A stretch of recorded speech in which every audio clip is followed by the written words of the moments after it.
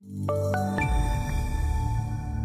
the energy quadrant, looking at the November natural gas futures, which has now fallen for the fourth session in the last 5, hitting 3 weeks low. The November contract is now dropped by over 22% from the cycle high on October 4th and is working on its third straight week of lower prices. The high today, 2.417, that was up 2.11%, and the low, 2.338, was down about 1.25%. As I speak to you right now, we're still down close to 0.8%. Little bit of time left in the session still to go.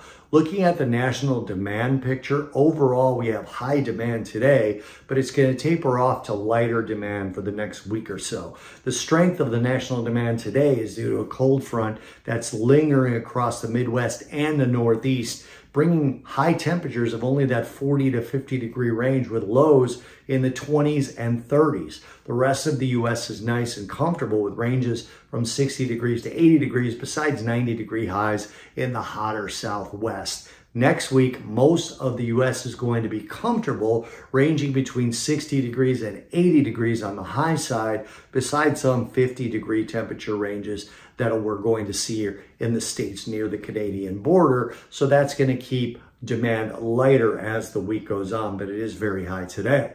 Today we had the weekly natural gas storage report from the EIA, and it printed a build of 82 billion cubic feet, larger than market expectations, which sat at about 70 billion cubic feet, but smaller than the 5-year average for this time of year, which is usually a build of about 96 billion cubic feet. This decreased surpluses from 190 billion cubic feet to 176 billion cubic feet, and it increased supplies from 3,547 to 3,629 billion cubic feet.